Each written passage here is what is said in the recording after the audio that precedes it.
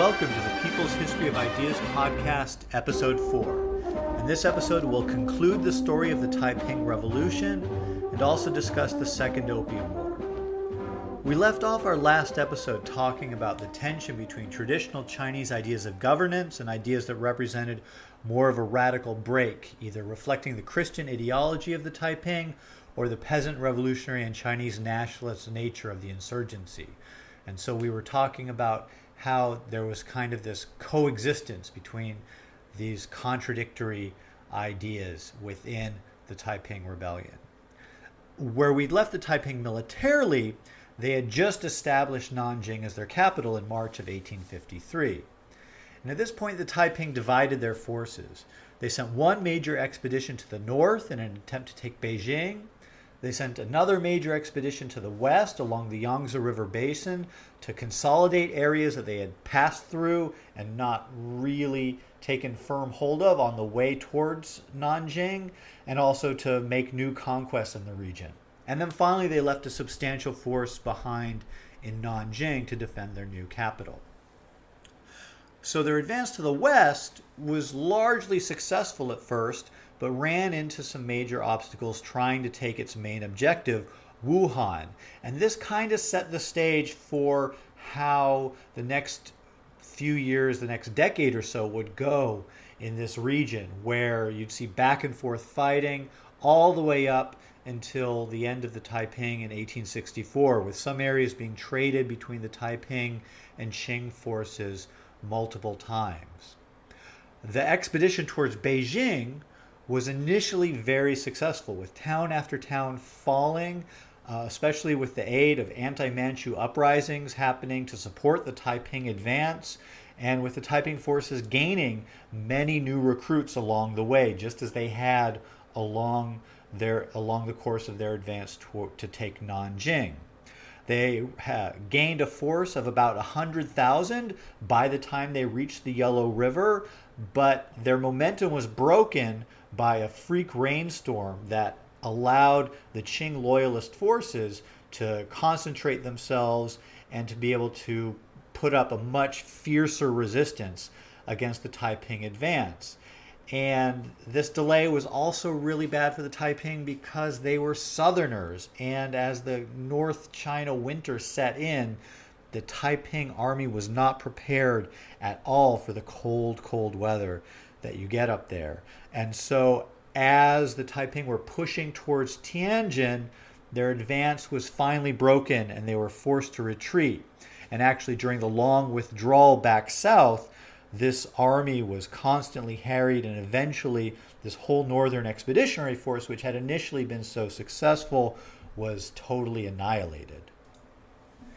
It's quite likely that had the Taiping not divided their forces and instead concentrated all of their efforts at continuing north from Nanjing to take Beijing, they would have toppled the Qing Dynasty in 1853. Even so, in the mid-1850s, the Taiping remained in control of some of China's richest land, and the potential tax revenues of the areas under Taiping control were triple what the government in Beijing could count on. The Taiping still might have rallied and overthrown the Qing. However, in 1856, major infighting erupted within the Taiping ranks. At the beginning of the Taiping movement, back before they took Nanjing, Hong Xiuquan had named himself as the Heavenly King, but he also named 5 other early god worshippers who were capable leaders and early converts as kings who would serve just below him in the Taiping hierarchy. They were the North King, the South King, the West King, the East King, and the Wing King. The South King and the West King had been killed in battles along the way to conquering Nanjing. Because Hong Xiuquan was mainly interested in questions of theology, one major project of his was going through the Bible and finding places where he felt that he was being referenced. And he wasn't that interested in day-to-day administration. The East King, Yang Shuqing, came to be the most powerful figure in Nanjing after defeating major Qing forces sent against the Taiping there and taking responsibility for keeping the government running. Yang eventually began to claim that he was having his own independent divine revelations, and seemed about to attempt to displace Hong Xiuquan as the supreme leader. Hong then enlisted the aid of the North King, Wei Changhui, to kill Yang in a palace coup, which was followed by the slaughter of all 20,000 men who comprised the East King's forces. However, in addition to attacking the usurper, the East King Yang, Wei Changhui also attacked the Wing King's family and had them killed, with the Wing King, Shi Dakai, barely escaping the city in a basket sent over the city walls.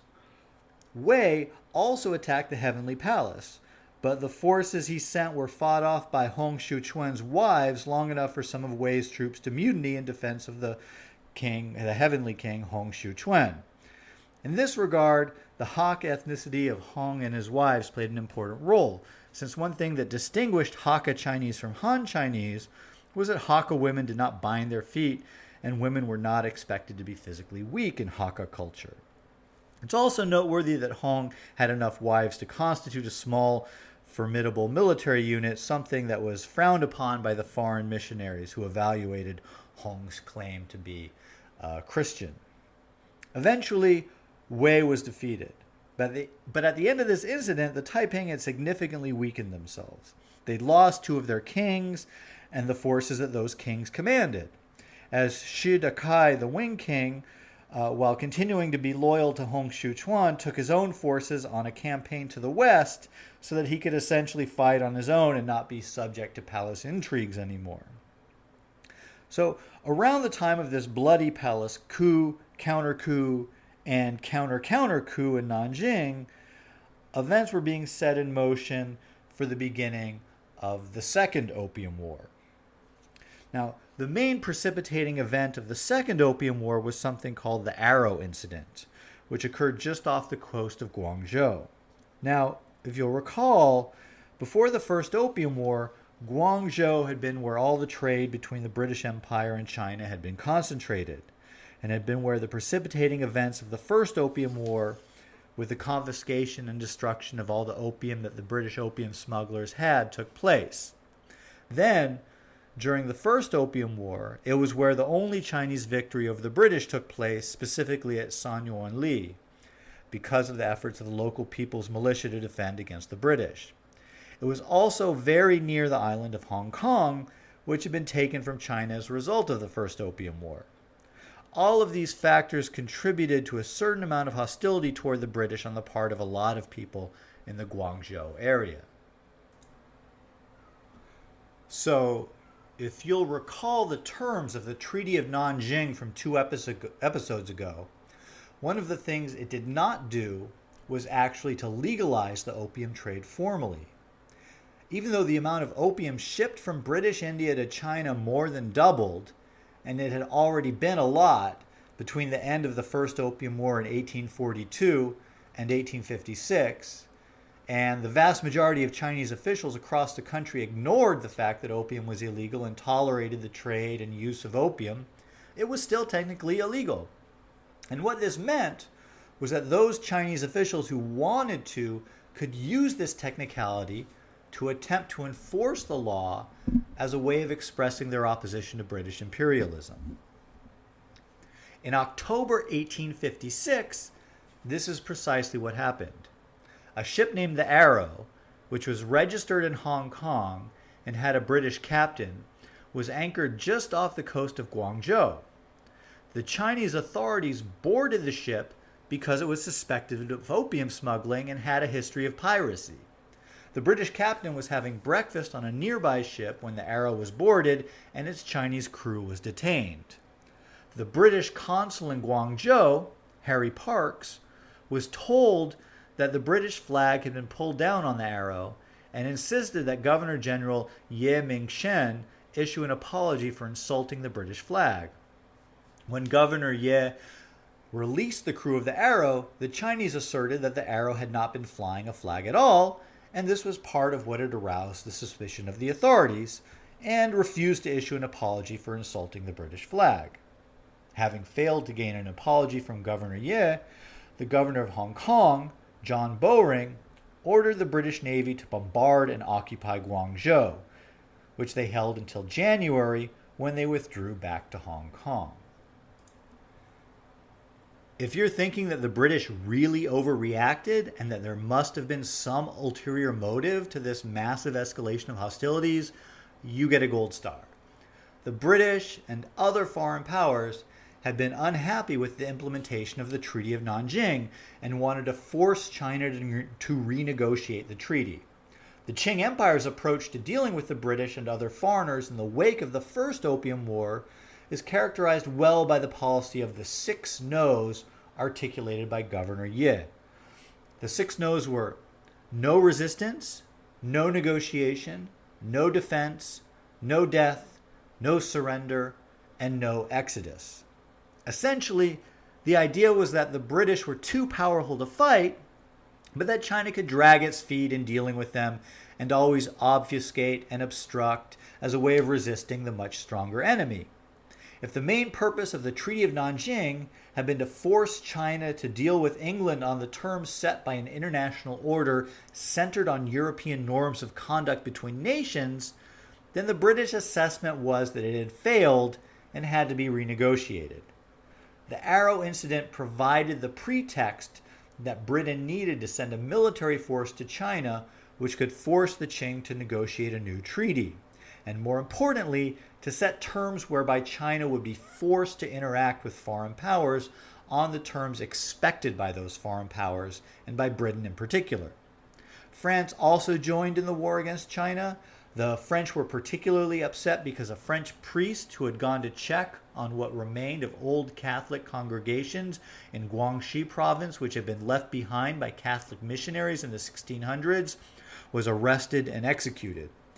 Given the Taiping Revolution's origins in Guangxi province, it was probably not the best time for a Catholic priest to go there to reestablish contact with old congregations. The original set of British troops sent to China got waylaid into suppressing the Indian Rebellion of 1857, and so it wasn't until spring of 1858 that the British and French fleets arrived at the Dagu forts near Tianjin, joined by officially neutral Americans and Russians who would benefit from whatever new treaty the British signed with China. When the British easily took the Dagu forts and threatened to march on Beijing, the Chinese had no choice but to sign a new treaty, the Treaty of Tianjin, with the British, French, Americans, and Russians. This new treaty allowed permanent foreign embassies in Beijing, added some new treaty port cities where foreigners could trade and live, allowed missionaries to proselytize anywhere in China, gave tax advantages to foreign traders, and of course made China pay the British and French costs of waging war. Russia also signed a separate treaty annexing a large part of Manchuria, which was pretty impressive for an allegedly neutral country. The thing was, the Xianfeng Emperor decided that he couldn't accept the treaty and ordered his officials to renegotiate it in Shanghai. But reopening negotiations from a position of weakness was a bad idea, and further concessions, including formally legalizing the opium trade, were wrung out of the negotiators. This time, the British decided to make sure that the treaty would be ratified by sending a military force to Beijing to make sure that the emperor accepted it. This second expedition couldn't be got together, however, until the next year, and so it wasn't until June 1859 that the British got back to the Dagu forts. By this time, the Qing had had time to reinforce the forts and had learned something about British tactics. Several British ships were sunk by firing from the forts, and the American ship violated its alleged neutrality to come to the aid of the British. It was a major victory, but the British spent the next year taking revenge on various coastal Chinese cities while waiting to put together a third expedition to attack the Dagu forts and march on Beijing in the summer of 1860. The Dagu forts did fall this time, and the British and French marched on Beijing. In an ill-advised move, the Qing decided to take a British negotiating team hostage and tortured some of them to death. This move could hardly have helped an already basically hopeless military situation, and when the British and French reached the capital, they burned and looted the emperor's summer palace in the northwestern part of the city. The Xianfeng emperor fled the city for the north, leaving his brother, Prince Gong, to negotiate with the invaders. But all he could do with Beijing occupied was to accede to a new set of additional demands, in addition to formally ratifying the Treaty of Tianjin. The new Convention of Beijing gave additional territory on the Chinese mainland, the Kowloon Peninsula, to the British colony of Hong Kong, and more of Manchuria to Russia, in addition to giving the British and French a larger war indemnity and permitting the British to take Chinese laborers overseas as indentured servants. So, looking at the state of the Qing Empire in 1860, one might assume that the dynasty was on the verge of collapse. After all, the capital had been occupied, albeit temporarily, by British and French forces. Whatever army the Qing had in the north had been routed, and the richest region in the country, the middle and lower Yangtze, were either controlled by the Taiping or the site of ongoing warfare between the Qing and Taiping forces there. The natural question is, how did the Qing continue to survive and fight the Taiping even after the capital had been occupied by the British and French? The answer to that question had to do with something new about the Qing loyalist forces that had risen to fight the Taiping. When the Taiping marched through Hunan on the way to taking Nanjing in the early 1850s, they left lawlessness in their wake. Local officials and gentry tried to compensate by forming militias, but the effects were uneven. And except in the case of the provincial capital of Changsha, where the militia was able to fend off the Taiping with the aid of the city walls, the militias were barely capable of fighting off bandits, much less the Taiping army. Still, the militias had been formed, and with many of the Qing forces basically annihilated, there was a clear need to try and form these local militias into a more capable fighting force. As luck would have it, there was a high-level scholar official with the confidence of the Qing court on hand in Hunan in 1853. Zheng Guofen had traveled to Hunan in order to perform the mourning rites for his mother, who had recently died. Although Zheng did not have any military training or expertise, Chinese scholar officials did not, as a rule, study military matters, which were the purview of Manchus, not Chinese. He was well regarded, and he was present on the scene, which seems to have been the chief quality that recommended him for the task. The senior official who recommended Zheng for the role to the emperor wrote that he is good at recognizing talents and is capable of synthesizing people's good points. If he is willing to use the wisdom of others as his own, he might make a fine leader. And so, with the hope that Zheng Guofen would turn out to be a good listener, the emperor gave him the task of organizing the militias of Hunan into a force capable of fighting the Taiping. This move took the Chinese armed forces in a new direction, which would have fateful consequences. Previously, officials had not been allowed to serve in their home provinces. The idea was that if officials served in their home areas, then they would have divided loyalties, and they also would show favoritism to their own families and build up their own power bases independent of the imperial bureaucracy based in Beijing, or rather, co-opting local structures of that imperial bureaucracy in the service of their own and their families' interests. Under normal circumstances, Zheng Guofen would not have returned to Hunan for anything other than the mourning periods required by Confucian custom until he had retired. Instead, the extreme circumstances of the Taiping Revolution created a situation where he was called upon to forge the local militias into a new type of armed force. It took some time, but over the next several years, Zheng was able to use his considerable connections in the province, as well as his native intellect and presumably his ability to listen, to build up what became known as the Hunan Army. It became the principal fighting force against the Taiping, and Zheng was given command of the entire war effort. In 1860, his forces were besieging the Taiping stronghold of Anqing when he was called upon to divert forces to aid in the war against the British and French to the north. Zheng deployed a series of stalling tactics, writing back to Beijing asking for more direct guidance, and managed to avoid sending forces north. While this move may seem, and perhaps actually was on some level, treasonous, it allowed him to preserve his forces and to keep up the ultimately successful siege of Anqing. The result was that once the Second Opium War was over, Zheng Guofeng, with command over the Hunan army, controlled the only significant intact armed force loyal to the Qing. In the early 1860s, the Taiping were on the defensive to the west of Nanjing, but to the east had continued to advance in the wealthy lower Yangtze region surrounding Shanghai. Hong Rengan, a cousin of Hong Xiuquan, and early god worshipper who had lived in Hong Kong working with Western missionaries for several years, finally succeeded in joining the movement in Nanjing in 1859 and had been swiftly elevated to a leading role in the day-to-day workings of the Taiping movement and was given the title of Shield King.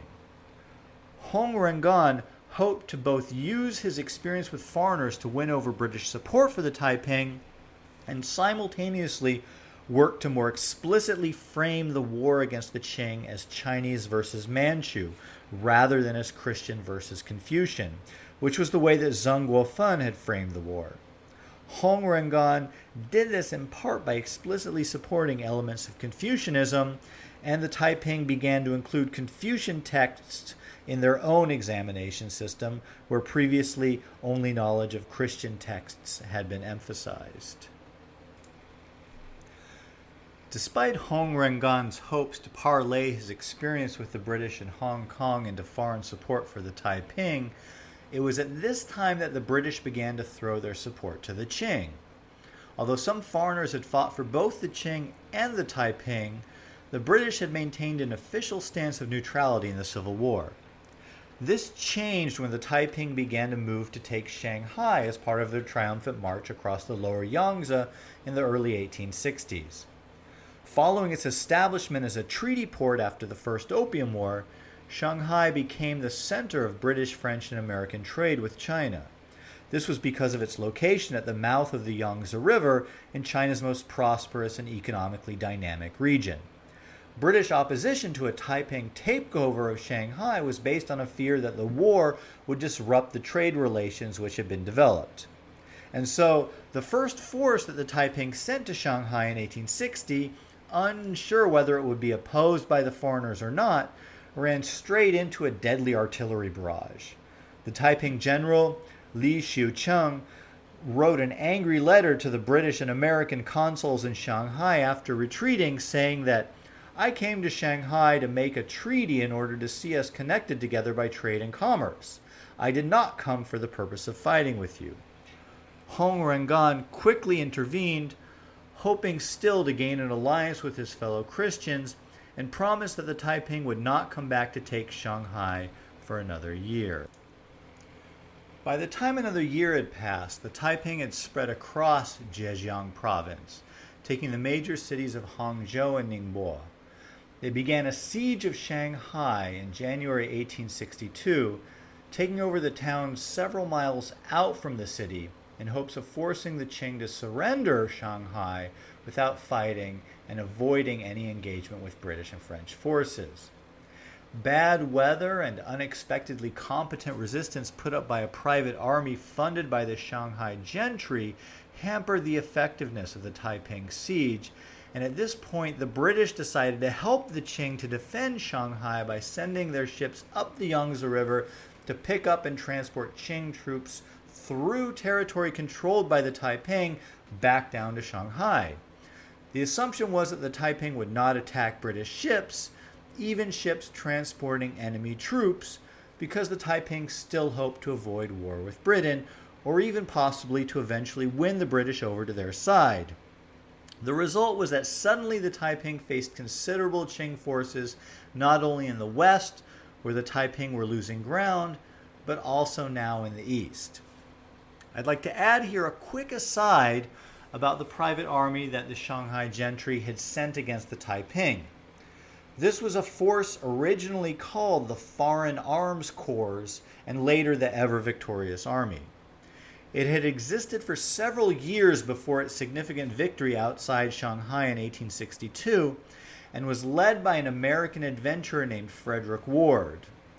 The Foreign Arms Corps started off years earlier with the idea that, given how badly the British had beat the Qing in the Opium War, that having a few white faces fighting for the Qing would be enough to strike fear into the hearts of the Taiping. So Ward, who had previously been a filibuster in Nicaragua with William Walker, the American who tried to conquer that country to set up what he hoped would become a new slave state for the United States, was hired to lead this new foreign armed force in service to the Qing, or rather to serve local Shanghai gentry who were on the side of the Qing. He started off hiring American, European, and Filipino deserters from trading ships. This early version of the ever-victorious army was only really victorious in its conquest of copious amounts of alcohol and bungled more than one battle through being blind drunk before the battle even started. That said, the whole premise of the original force was obviously flawed, and the lack of success in its early years proved that point. However, once Ward stopped focusing on recruiting foreign deserters and instead focused on creating a well-funded force of disciplined Chinese troops with modern military organization, the ever-victorious army did quite well. And that's the force that prevailed in its battles with the Taiping outside Shanghai. There's a tendency in the English language literature to focus disproportionately on Ward, the ever-victorious army, and on Charles Gordon, the Englishman who took over the command of the ever-victorious army once Ward was killed. And while the ever-victorious army and its story is interesting, the emphasis that gets put on it in some accounts of this period is more a reflection of a larger tendency of some Americans and Europeans to try to make themselves the center of any historical narrative whenever possible, even in some place like China, rather than a reflection of the actual importance of the ever-victorious army in the Civil War. That said, even though the importance of the ever-victorious army was itself quite limited, the intervention of the British on behalf of the Qing did play an important role in how the Taiping Revolution ended. It might seem strange that, after having just fought a war against the Qing, the British would aid the Qing against the Taiping. However, from the perspective of the British government, the main issue was ensuring the continuance and growth of trade. And the assessment of the British government was that, especially with the favorable unequal treaties which had been wrung out of the Qing through the two Opium Wars, the maintenance of the Qing Dynasty would be preferable to Taiping victory, or even Taiping control over Shanghai. It's worth noting that while this was the British government's position, it was not the position of all British merchants. For example, the major opium barons Jardine Matheson opposed intervening against the Taiping. By the way, Jardine Matheson is today one of the top 200 publicly traded companies in the world, though they've since diversified some distance from opium smuggling. After transporting Qing troops to fight the Taiping outside Shanghai, the British soon found a pretext to attack the Taiping in Ningbo, where the Taiping-controlled city also had a foreign concession area which predated the Taiping conquest of the city. Once the British entered the war, the tides turned decisively against the Taiping, and the revolution was finally crushed after Zheng Guofun's armies entered Nanjing after a long siege in 1864. Whether the British entry into the war was decisive in the loss of the Taiping is hard to say. Certainly, before the British intervention, the tide had turned against the Taiping on their western front. Would Zheng Guofun's forces have ultimately triumphed without British aid? Most historians of China seem to think so, but clearly the process was at the very least sped up by British intervention in the east, and I don't think any historian is 100% certain that Zheng Guofun's forces would have won. Next episode, we'll be moving on to discuss the further development of imperialist encroachment in China and Chinese responses to imperialism during the years after the Taiping Revolution. If you're listening to this episode in the summer of 2019, I'd like to give a little update on how the organization of this podcasting enterprise is developing. Right now, if you're one of our regular listeners, you may have noticed we're on a schedule to put out 2, maybe 3 episodes a month. The idea here with this sort of slow, irregular schedule has been to learn podcasting through podcasting, to paraphrase Mao. Later on, the idea is to have a more aggressive production schedule and to come out with about 1 episode a week. Also, I've got a couple articles I'm working on this summer, which are definitely cutting back on how many can come out each month, how many episodes can come out each month. But for right now, I've not really been letting people know that these podcasts are out there yet. And I don't plan to let even some of my close friends and colleagues know about the existence of this podcast until we're around episode 10. But it's clear that some of you are finding the podcast and listening to it already, even though we don't have our website up yet and have literally done 0 promotion. So if you're listening to this in our early days here, I'd really be interested in hearing your comments, feedback, criticism, whatever you want to share that I could use to improve the podcast. You can write me at hello@peopleshistoryofideas.com. That's HELLO at peopleshistoryofideas.com.